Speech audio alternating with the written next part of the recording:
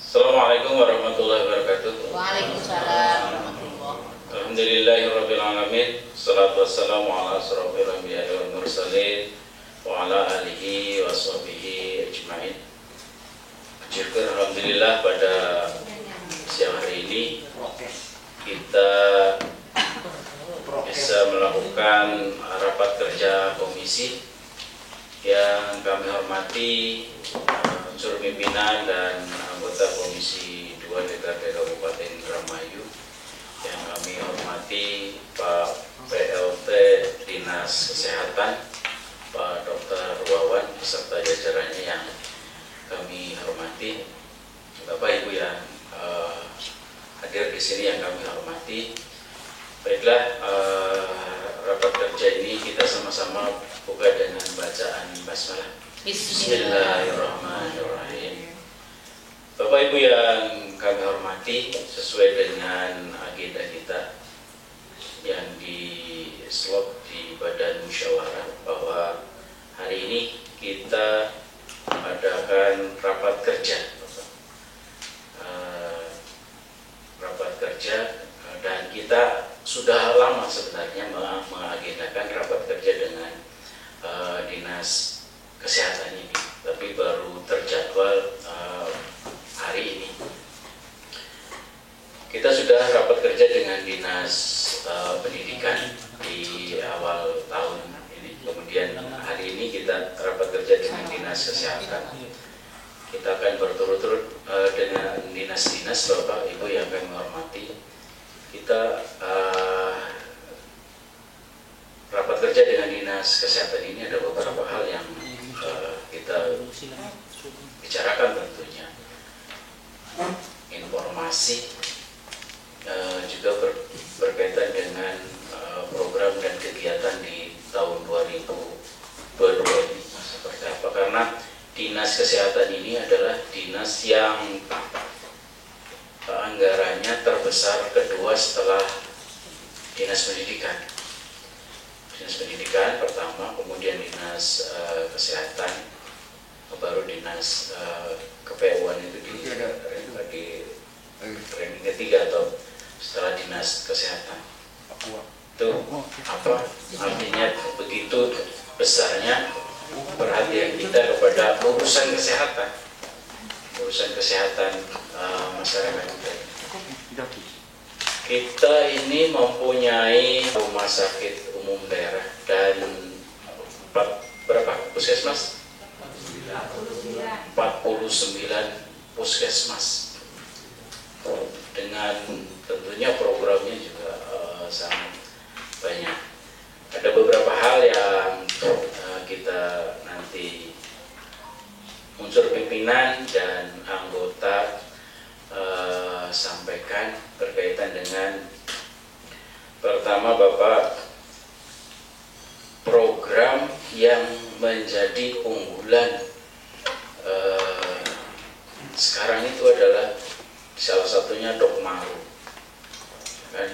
Dokmaru ini gaungnya sudah meredup. Awal-awal ya ramai tentang Dokmaru, sehingga mestinya di tahun 2022 ini Dokmaru itu lebih greget. Karena apa? Tentunya kan sudah teranggarkan di tahun 2022.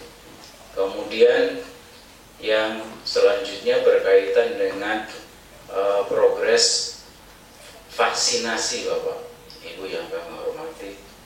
Kalau Pak Dr. Wawan kebetulan dulu yang membidangi berkaitan dengan target vaksinasi kita ini seperti apa di tahun 2022, karena di 2021 alhamdulillah walaupun belum mencapai target ya Pak ya, tapi sudah melebihi, capaiannya melebihi mungkin kabupaten dan kota yang lain. Kemudian yang selanjutnya Bapak Ibu yang kami hormati, berkaitan dengan status BLUD ini, blood kita ini semua puskesmas PLUD, semua rumah sakit umum daerah kita PLUD. Ini berkaitan dengan harapan kami tentunya dengan BLUD itu kan mereka lebih fleksibel kan, gitu kan, baik dalam hal penggunaan anggaran maupun perekrutan pegawai gitu kan. Karena BLUD yang selanjutnya nanti berkembang saja ya Bapak Ibu yang kami hormati, karena 3 hal yang besar dulu aja nanti Pak Kepala Dinas, Pak PLT Kepala Dinas nanti menyampaikan, mohon dipaparkan ke kita semua. Dan izin Bapak Ibu yang kami hormati, kita persilahkan dulu Pak PLT Kepala Dinas atau menyampaikan beberapa hal yang kami sampaikan di awal tadi. Untuk selanjutnya kami persilahkan Pak PLT. Yang terhormat Ketua dan Wakil Ketua Komisi 2 DPRD Kabupaten Indramayu, yang terhormat Bapak Ibu anggota Komisi 2 DPRD, dan para hadirin beserta staf kami, ada staf Kasubag Perencanaan, Kasubag Umum Kepegawaian, dan Kasubag Keuangan. Mohon izin kami mengajak tiga staf kami untuk mendampingi saya. Baik, Bapak Ibu anggota komisi yang terhormat, terkait dengan pertanyaan apa yang perlu kami sampaikan, sudah 3 hal. Satu, tentang Dokmaru, yang kedua progres vaksinasi, dan ketiga status PLUD. Mohon izin, yang pertama Dokmaru. Jadi sesungguhnya Bapak Ibu, Dokmaru kami tetap berjalan. Hanya mungkin penyampaian di media sosial barangkali tidak seheboh saat awal-awal.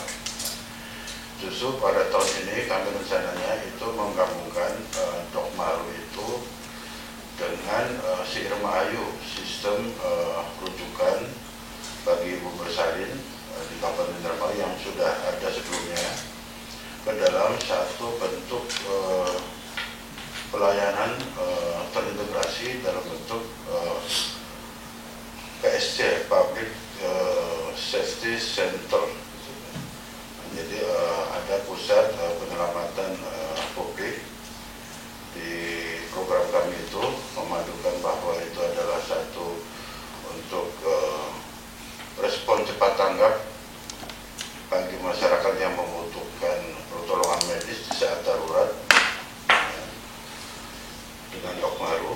Kemudian juga respon cepat tanggap untuk ibu yang perlu persalinan, karena kita untuk ibu persalinan kita mengharuskan 100%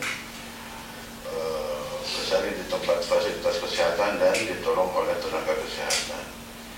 Sehingga perlu ada sistem yang mengatur rujukan dari setiap puskesmas dan setiap klinik atau setiap FKTP, misalnya fasilitas kesehatan tingkat pertama, yang memerlukan layanan rujukan ke rumah sakit untuk penata laksanaan persalinan yang lebih kompeten.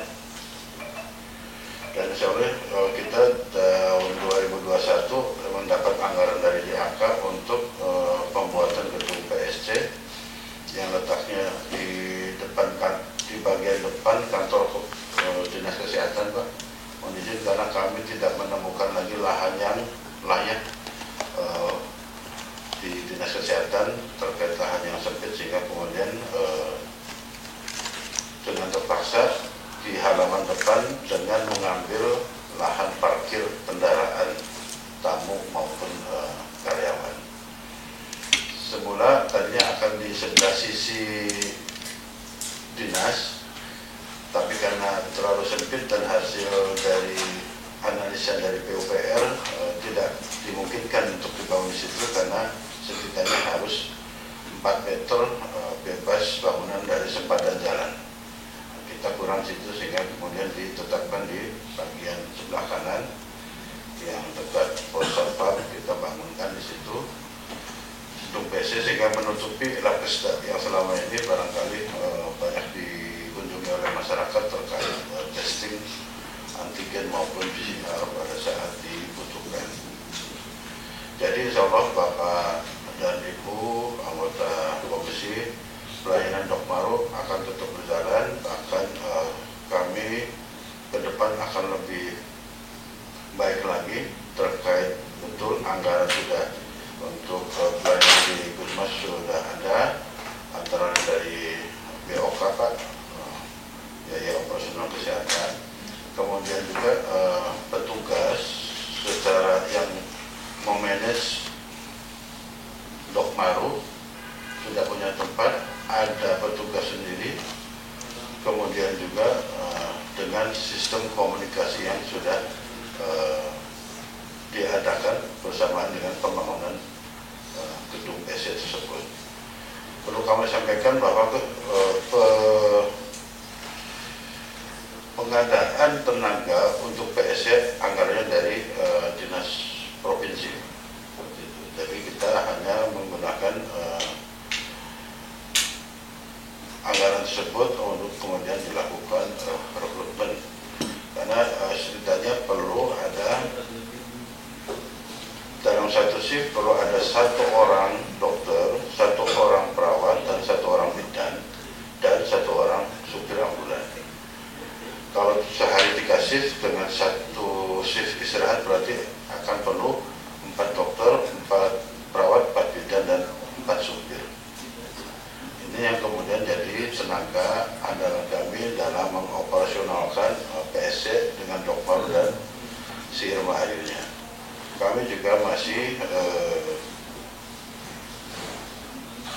memikirkan, mempertimbangkan apa nama yang tepat untuk 2 layanan public safety tersebut. Apakah masing-masing atau ada 1 nama khusus atau mungkin Dokmaru saja. Sekilas itu mungkin Bapak Ibu tentang PSC. Kemudian yang kedua adalah progres vaksinasi. Jadi sebagaimana kita ketahui untuk vaksinasi sampai dengan Desember 2021 kita vaksinasi ada beberapa kelompok masyarakat untuk divaksinasi. Lansia itu baru masyarakat umum. Masyarakat umum, yang keempat, kemudian yang kelima ibu hamil, dan yang terakhir adalah kemudian remaja anak usia 12 sampai 18 tahun, terakhir adalah anak usia 6 sampai 11 tahun. Jadi setidaknya ada 7 kelompok dalam sasaran vaksinasi nasional ini. Kemudian selama Desember 2021 kita sudah berhasil vaksin secara umum itu sekitar 84% dari sasaran, dari total sasaran sebanyak 1.462.940 orang yang harus divaksin. Angka itu adalah 70% dari jumlah penduduk Indramayu. Jadi untuk mendapatkan herd immunity atau kekebalan kelompok pada masyarakat, minimalnya 70% dalam masyarakat itu harus sudah tervaksin, COVID-19. Dari total sasaran vaksinasi pertama 84% di Desember 2021, memang masih ada kesenjangan sekitar 15,sekian% yang belum divaksin. Ini Pak Punten ya, Pak Adindes, izin sebelumnya saya Agi dari fraksi PDI Perjuangan. Ini kalau misalkan kita lihat pemaparan dari Pak Kadis itu kesannya terlihat kayak curhat ya dari tahap proses vaksinasi dengan 5 ini. Maksud saya gini Pak, ini kan rapat 5 pendapat kebetulan mengenai hal, ya rapat kerja mengenai hal ini. Maksud saya minta cakupannya lebih ini loh Pak, lebih fleksibel karena ini kan salah satu program Bupati itu mengenai Dokmaru gitu kan. Kita tahu betul bahwa banyak sekali ketika saya reses itu pasti mengenai hotline Dokmaru itu kadang nggak jalan, nggak respon. Jadi jangan sampai memberikan bahwa program Dokmaru akan diselaraskan dengan program yang lain. Justru pada fakta di lapangan kita Dewan pasti mendengar ya aspirasi di masyarakat itu. Jangan sampai kesannya Dokmaru dokter masuk rumah tapi pas kita ngontak, masyarakat ngontak kesannya kayak hanya lebih ke pura-pura ada program itu gitu loh Pak.